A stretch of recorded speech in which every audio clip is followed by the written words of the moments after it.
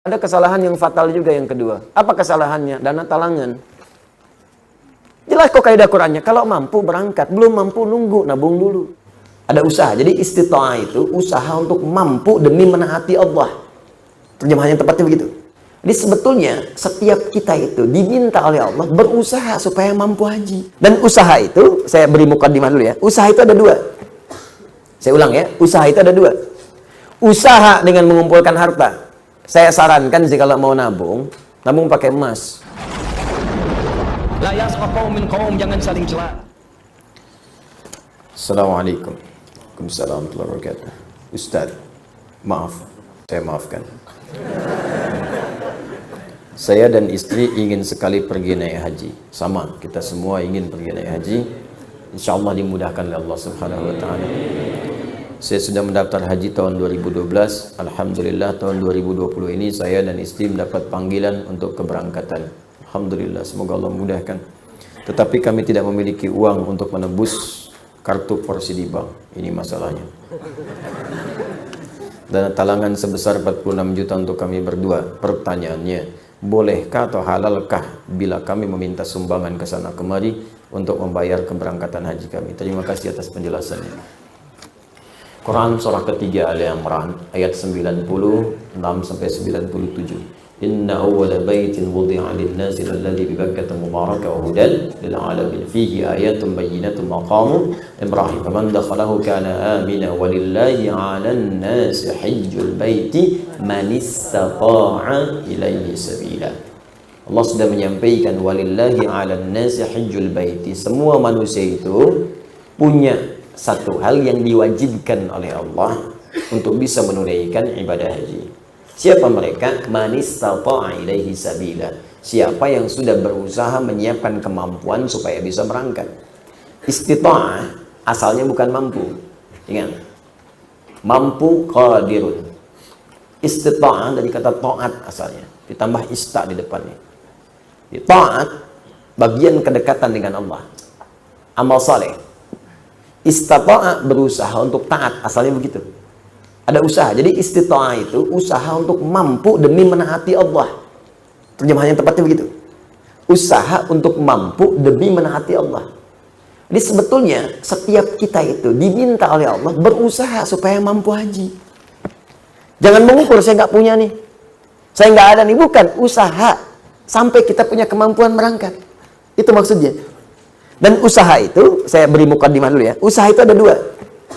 Saya ulang ya, usaha itu ada dua. Usaha dengan mengumpulkan harta. Saya sarankan sih kalau mau nabung pakai emas. Itu lebih mudah. Ini saya sarankan. Karena ayat-ayat di Quran ketika bicara harta itu kebanyakan bicara tentang emas dan perak. Ya, misal Quran surah ketiga, ayat ke-14. Paling kanan agak ke bawah. Zuyyina lin-nasi hubbus syahawati minan nisa'i wal banin wal qanatiril muqantarati minan dzahab wal fiddah. Ya, qanatir muqantarah itu ada harta yang punya nilai intrinsik, berharga. Yang kalau dikumpulkan punya nilai. Jadi ada harta yang punya nilai intrinsik, ada yang ekstrinsik. Intrinsik itu di dalamnya memang ada nilainya. Ya sudah ada nilai, jadi nggak berpengaruh oleh apapun. Emas itu kalaupun pecah masih bisa dijual. Ya, tapi uang kalau sobek ya kertas kok. Nilainya berubah-ubah. Makanya sekarang selalu mengalami devaluasi. Menurut saya bukan mengalami penurunan, tuh memang nilainya diturunkan dengan kepentingan tertentu. Dulu itu masih menggunakan emas. Ya, masih menggunakan emas. Isyarat Quran, hadis masih dipakai. Bahkan di Amerika pun masih pakai. Pada tahun 1930-an, 1934 dari 1932 itu diuji coba. Dia ada sekumpulan orang berkumpul memikirkan sifat monopoli. Bagaimana memonopoli dunia dari sistem keuangan. Maka diwujudkanlah uang kertas itu. Diuji coba asalnya di negara barat sana. Lokal sifatnya. Lokal. Apa yang diuji coba? Ditarik emas-emas dari penduduk lokal, dibuatlah uang kertas. Yang tidak mematuhi diberikan hukuman. Maka dari situ diberikan uang kertas, tapi uang kertas itu masih punya nilai setara dengan emas. Diberikan per onsnya emas itu setara dengan $20 pada masa itu. Terus orang nukar tuh. Yang sadar bahwa kertas ini nggak punya nilai intrinsik, maka dia menyimpan kemudian emasnya di tempat lain. Supaya tidak kena hukuman. Ini kisah nyata ini, nanti ada perjanjiannya. Nah, teman-teman sekalian, apa yang terjadi? Ketika uang itu sudah menyebar dan emasnya cukup terkumpul, maka diturunkan, didevaluasi nilainya. Yang tadinya per onsnya $20, ya, diturunkan nilainya. Seakan-akan harga emas itu jadi naik, padahal emas itu segitu-gitu aja. Ya, uangnya turun lagi. Jadi berapa? 35 dolar. Ya, nilainya terus bertambah. Jadi seakan-akan jadi mahal gitu. Ya, padahal uangnya diturunkan, nilai uangnya yang turun, bukan barangnya yang naik. Apa yang terjadi ketika mereka melihat kemudian jadi nilai itu berkurang, si emas itu kemudian punya nilai lagi, disetarakan lagi, akhirnya mereka borong lagi. Melihat uji cobanya berhasil, maka dipaksakanlah ke seluruh dunia. Maka dipaksa mata uang yang kita gunakan untuk turun nilainya. Mata uang mereka naik. Makanya satu kita balas dengan 13.000. Mereka cuma mengeluarkan satu, kita keluarkan 13.000. Dikuraslah kemudian harta benda kita keluar. Paling gampang. Makanya nggak ada nilainya. Tempat lain ada yang 20.000. Mereka ngasih satu, kita ngasih 20. Dan yang paling gampang itu kan kertas. Kertas kalau disobek, dihilangkan nilainya, nggak ada nilai. Sudah pulaunya keluar. Sudah hartanya keluar, sudah emasnya diambil, ditukar dengan kertas. Mana ada kita nukar emas dengan kertas? Kertas gak ada nilainya, disobek udah hilang. Bagaimana sekarang kalau mereka hilangkan? Kami sudah tidak menggunakan sistem uang lagi. Sementara harta benda kita sudah pindah. Apa yang mau kita sesali kemudian hari? Nah, makanya ini bahasa, ini ilmiah ya, ilmiah. Kalau mau diskusi silahkan. Ini ilmiah. Jadi kita diskusi. Makanya dulu Bung Karno ketika membuat uang itu konsultasi pada ulama. Dan ulama mengusulkan tetap berikan nilai intrinsik di uang kertas itu setara dengan emas, sekian ons misalnya. Ya, sekian gram. Supaya ada nilainya. Kalau enggak, itu jadi kertas. Itu sempat dipakai. Coba belajar sejarah yang baik. Cek lagi ke belakang. Dulu nilai uang kita itu ada setara dengan emasnya. Belakangan kemudian dihapuskan, jadi kertas saja di situ. Makanya nilainya semakin melemah. Sebetulnya bukan uangnya yang lemah, bukan bendanya yang naik, uangnya yang dilemahkan. Kalau bendanya segitu-gitu aja, tempe kan gak berubah segitu-gitu juga. Cuma nilai uangnya melemah, seakan-akan tempenya naik, padahal keratnya segitu aja. Akhirnya tempe pun disesuaikan dengan uang. Ya kan? 2.000 tebel, 1.000 tipis gitu kan. Ya, 500 udah tipis dibelah. Tuh kan? Itu coba belajar di situ. Terus ada perjanjian dulu, se-Eropa itu diajak kumpul. Makanya bikin dulu ada The Fed ya, masih sekarang sampai ada. Terus IMF dibuat pada saat itu untuk ngutang-ngutangi. Ya itu ini pelajaran ya, mesti kita tahu gitu ya, konteks ini untuk belajar. Makanya ekonom kita itu selain pintar mesti soleh. Supaya dengan kesolehannya bisa memberikan manfaat untuk bangsa. Itu poinnya. Dan kita mesti belajar. Nah termasuk ini bisa dibawa bekal untuk haji. Kalau mau haji, mau umrah, nabung pakai emas. Nggak akan berubah. Nabung pakai emas. Silahkan ada logam mulia, ada dinar, kumpulkan. Demi Allah saya katakan ya, nilai itu, karena emas tuh punya nilai intrinsik, maka dia akan terus naik. Akan setara. Harga kambing di masa Nabi sampai sekarang pun sama nilainya segitu.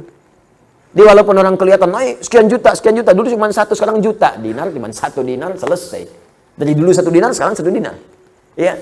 Dari dulu emasnya sekian, ya sekian. Anda kalau nabung pakai emas, mungkin nggak akan 20 tahun, 40 tahun. 10 tahun Anda pakai haji ONH plus tuh. Kenapa? Karena yang Anda kumpulkan tuh nilainya itu terus naik. Sementara kalau Anda nabung segitu-gitu juga, juta ya sejuta. 25 juta ya 25 juta. Cuman persoalannya ketika berangkat, didevaluasi nilainya seakan jadi mahal. Naik. Di kerja keras Anda itu terkumpulnya cuma segitu. Coba bayangkan kalau 10 tahun Anda dapat penghasilan, belikan emas. Mungkin akan turun jaraknya. Orang yang nabung 20 tahun ngantri lama-lama, mungkin Anda cuma 10 tahun pakai ONH plus. Dapat Anda di situ. Kalau nggak percaya silakan coba buktikan pelan-pelan di situ. Dan tidak melanggar hukum. Karena uang transaksi yang kita gunakan tetap rupiah. Kita nabung pakai emas, jual pakai rupiah, setelah itu berangkat. Ya kan? Apa yang dilanggar? Nggak ada yang dilanggar. Dan kita memberikan pelajaran bahwa ada nilai di balik itu ketika mengikuti tuntunan-tuntunan Rasulullah SAW dan menghidupkan nilai kebangsaan kita di situ. Jelas sampai sini? Baik, itu bagian pertama. Yang belum jelas adalah kembali ke sini tadi. Nah, sekarang bagaimana keadaannya? Yang kedua, ada kesalahan yang fatal juga yang kedua. Apa kesalahannya? Dana talangan. Jelas kok kaidah Qur'annya. Kalau mampu berangkat, belum mampu nunggu, nabung dulu. Gitu, ini ditalangin. Sehingga ketika ditalangin, terlihat semua mampu. Padahal belum tentu ada kemampuan. Ketika ditalangi, antrian muncul. Karena semua orang pengen daftar. Karena merasa ditalangi. Akhirnya apa yang terjadi? Yang tadinya setahun, cuma 2 tahun. Orang dulu cuma bulan-bulan, Pak, nunggu. Setahun nanti bilang. Bahkan ada yang, insya Allah bulan depan haji, berangkat bulan depan. Sekarang nggak bisa 10 tahun lagi. Masya Allah. Ya, barengan sama cucu berangkat. Ada yang baru lahir udah daftar haji. Baru lahir. Ada yang di kandungan udah didaftarin haji. Kandungan. Anda bisa bayangkan. Kenapa? Karena tadi ditalangin. Saya sih sering menyarankan. Dan para ulama-ulama lain juga mengatakan. Berhenti dulu deh dana talangan itu. Berhenti dulu. Ya, supaya bisa menyelesaikan kuota yang sekarang dulu. Kalau itu diselesaikan, yang lain ngantrinya gampang, Pak. Ya, sambil antum nabung dari sekarang. Coba antum daftar sekarang. Belum dilunasin, utang masih ada. Nah, statusnya kan utang tuh. Nyicil sampai 24 tahun. Antum kalau beli emas 24 tahun, 10 tahun berangkat tuh anak plus. Dapetin tadi. Nah, jadi ini persoalan yang harus diselesaikan. Pelan-pelan dan itu jadi usulan. Boleh diusulkan nanti usulkan kepada Kemenag misalnya. Kemenag menyampaikan dibahas di atas, jadi keputusan, jadi kebijakan boleh, kan kita bisa mengusulkan. Ya, yang tidak boleh itu ribut-ribut, yang tidak boleh makar itu nggak boleh. Yang tidak boleh misalnya bertentangan itu nggak boleh. Yang kita usulkan boleh nggak usulan karena pertimbangan begini itu sah hukumnya. Nah, sekarang terjadi seperti ini, bagaimana caranya?